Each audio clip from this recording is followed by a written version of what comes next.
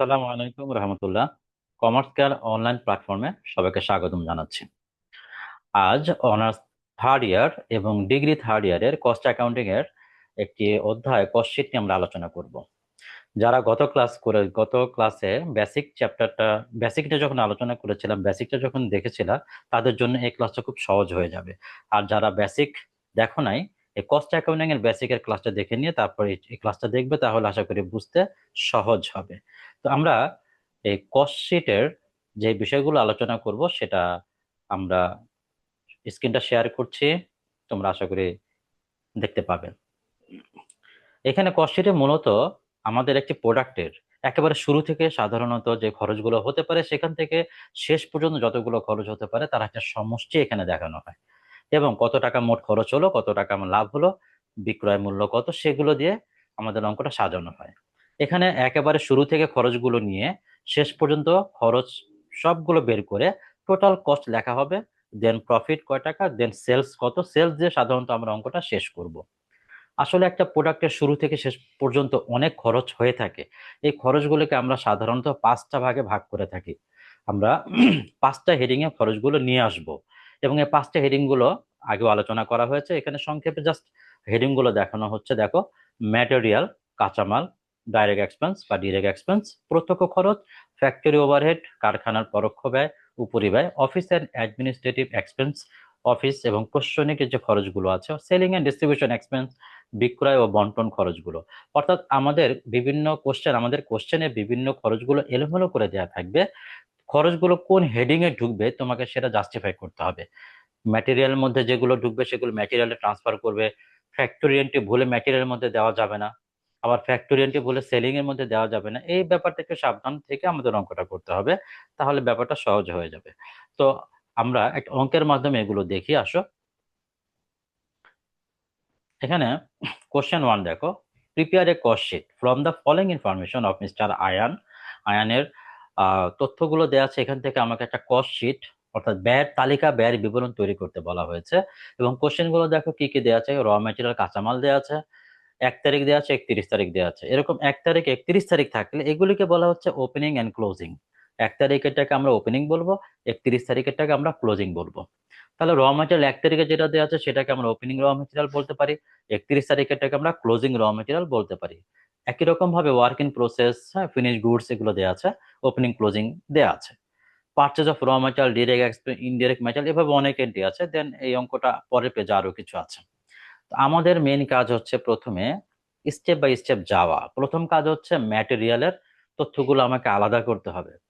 ম্যাটেরিয়ালের মধ্যে কি কি আসে? সাধারণত ম্যাটেরিয়ালের যে হেডিংটা আমি দেখিয়েছি প্রথমে, যে ম্যাটেরিয়ালের হেডিং এর মধ্যে সাধারণত চারটে এন্ট্রি আসবে।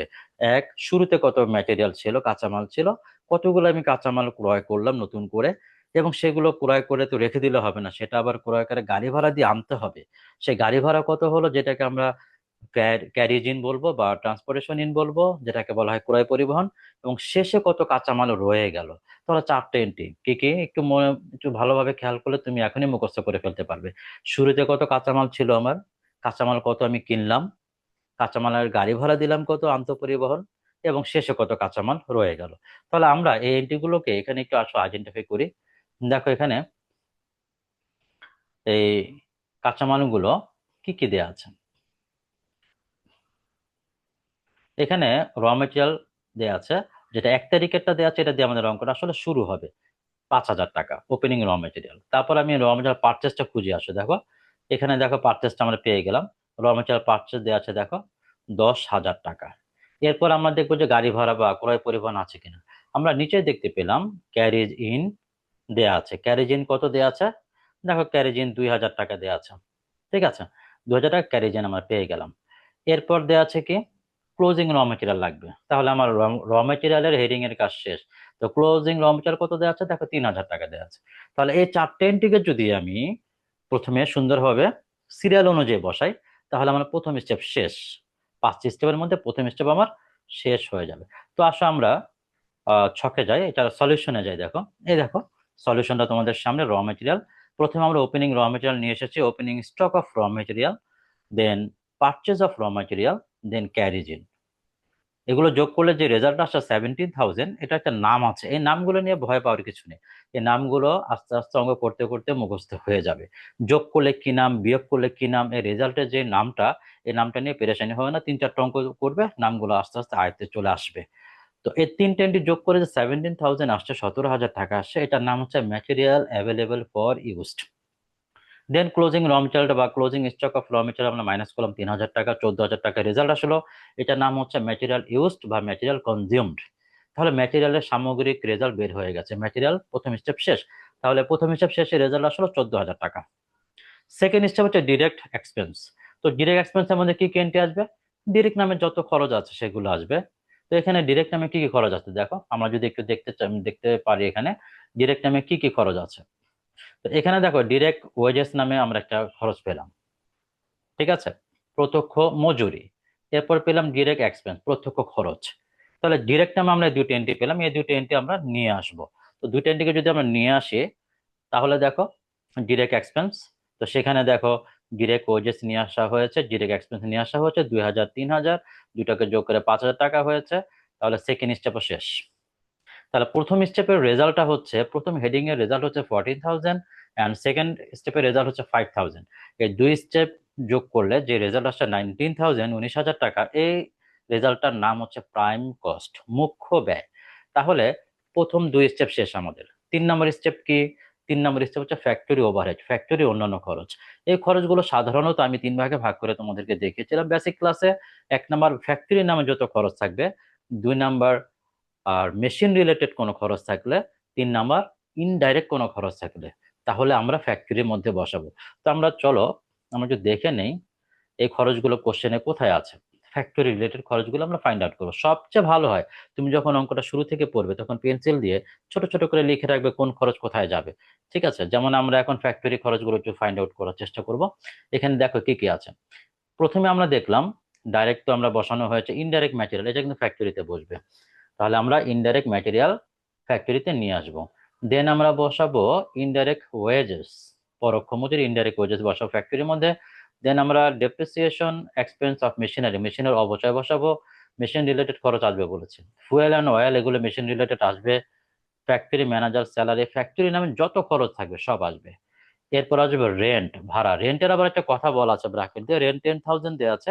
50% for factory, 30% for office and 20% of selling. মানে এই খরচটা 10,000 টাকা যে আছে এটা এক ঘরে যাবে না, এটা 3 জায়গায় পাঠাতে বলেছে। কোশ্চেনে যদি এভাবে বলে দেয় তোমাকে সেভাবেই কাজ করতে হবে। তার মানে রেন্ট 10,000, এটাকে 50% করলে হবে 5,000। এই 5,000 আমরা ফ্যাক্টরিতে বসাবো। ঠিক আছে, তাহলে এই খরচগুলো আমরা এই পেজ থেকে দেখলাম, এই খরচগুলো আমরা এখানে 6টা খরচ পেলাম, এগুলো আমরা ফ্যাক্টরিতে বসাবো। তাহলে আমরা দেখো পরের পেজে যদি যাই, এখানে advertising, showroom, manager salary, transportation out, এগুলো একটা ফ্যাক্টরির না। তাহলে এখান থেকে ফ্যাক্টরি তার কোনো খরচ নেই। তো আমার ফ্যাক্টরির সাইডটা একটু দেখে আসো। এই দেখো indirect material, indirect wages, depreciation expense, fuel and oil, factory manager salary, then rent. 10,000 into 50% করে যা হয় সবগুলো যোগ করে আমরা যোগফল 13,000 পেলাম, 13,000 পেলাম। এটা হচ্ছে আমাদের টোটাল ফ্যাক্টরি ওভারহেড। এর আগে যেটা ছিল যে প্রথম দুই হেডিং এর যোগফল 19,000, দ্যাট মিনস প্রাইম কস্ট। এই প্রাইম কস্টের সাথে টোটাল ফ্যাক্টরি ওভারহেড আমরা যোগ করব, যোগ করে নাম হবে ফ্যাক্টরি কস্ট, অথবা এটাকে ওয়ার্ক কস্ট বলা হয়। তাহলে আমাদের ফ্যাক্টরির প্রায় কাজ শেষ। আচ্ছা, আমরা যদি ফ্যাক্টরি থেকে বের হই, আমাদের ফ্যাক্টরি কাজ শেষ, ফ্যাক্টরি থেকে বের হব। ফ্যাক্টরি থেকে বের হওয়ার সময়, অর্থাৎ ফ্যাক্টরির কাজ শেষ হলে আমাদের সবসময় দুইটা এন্ট্রির এক্সট্রা কাজ রেকর্ড করে হিসাব করে বের হতে হবে। কয়টা এন্ট্রি বললাম? দুইটা এন্ট্রি। ফ্যাক্টরির সব কাজ শেষ, এখন আমরা ফ্যাক্টরি থেকে বের হয়ে অফিসে ঢুকবো, অফিসের খরচগুলো আমরা নিব। তো ফ্যাক্টরি থেকে বের হওয়ার সময় দুইটা তথ্য আমাকে আরো নিয়ে বের হতে হবে। সেটা হচ্ছে ফ্যাক্টরিতে যে পণ্যগুলো প্রোডাকশন হচ্ছে, কোন পণ্যগুলো কাজ এখনো শেষ হয় নাই, অসমাপ্ত আছে, কাজ চলতেছে। হয়তো 80% হয়েছে, 20% হয় নাই, বা 90% কাজ হয়েছে, 10% হয় নাই। একটা কলম উৎপাদন করছো, কলমের নিপ লাগানো হয় নাই, বাকি কাজ হয়ে গেছে। কলমের কাগজ লাগানো হয় নাই, বাকি কাজ হয়ে গেছে। কলমের সব কাজ হয়ে গেছে, কালি ভরো নাই। ঠিক আছে, এইরকম যেগুলো অসমাপ্ত পণ্য বলা হয়।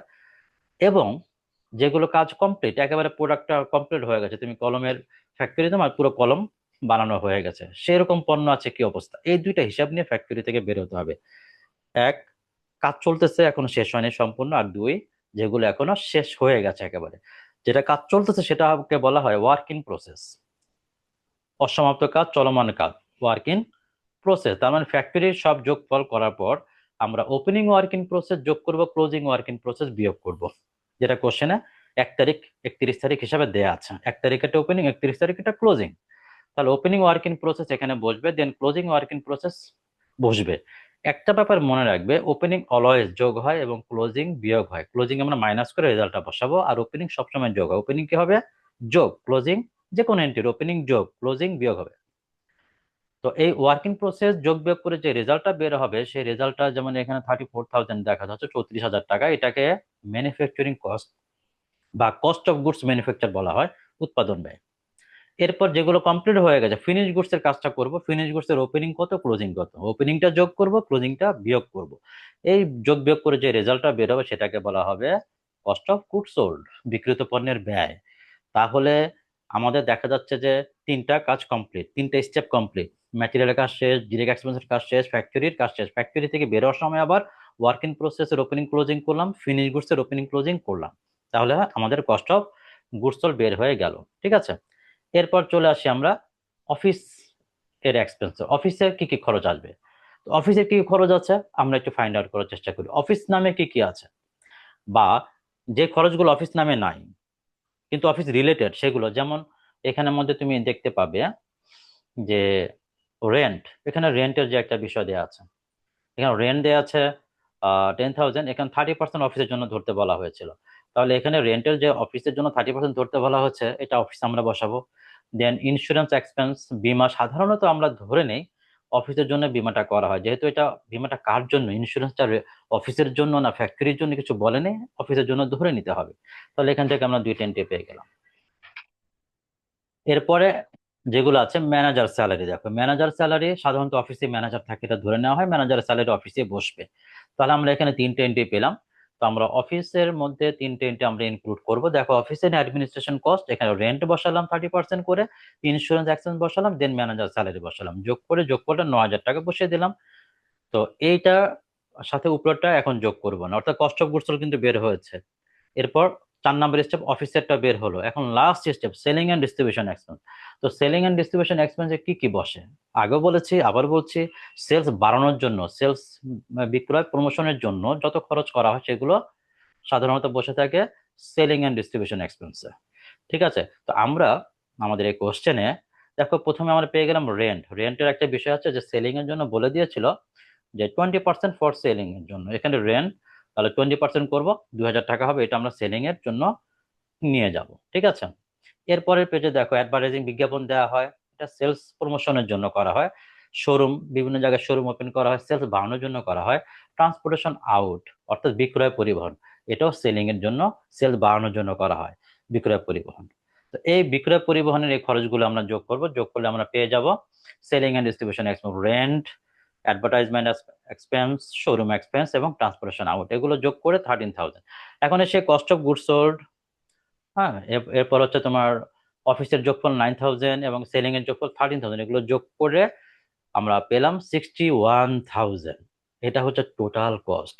একটা প্রোডাক্টের শুরু থেকে শেষ পর্যন্ত যতগুলো খরচ হতে পারে আমরা এখানে তথ্য অনুযায়ী পেলাম 61,000 কস্ট। ওকে, এরপর আমরা কি করব, প্রফিট বসাবো, দেন সেলস দিয়ে আমাদের অঙ্কটা শেষ হয়ে যাবে। তো প্রফিট কত হবে, প্রফিট সম্বন্ধে কিন্তু কোশ্চেন বলা থাকবে। এখানে প্রফিটের টাকা দেয়নি, অনেক সময় টাকা দেয়া থাকবে, টাকা দেওয়া থাকলে টাকা বসিয়ে দিবে। এখানে টাকা না দিয়ে বলেছে কি প্রফিট 15% অন সেলস, সেলস এর 15%, মানে সেলস এর 15% তোমার প্রফিট হবে। কিন্তু এখানে একটা বিষয়, যে সেলস কিন্তু আমার কোশ্চেনে নাই। আমার কোশ্চেনে যদি সেলস থাকতো তাহলে সেলসকে 15% করলেই হয়ে যেত।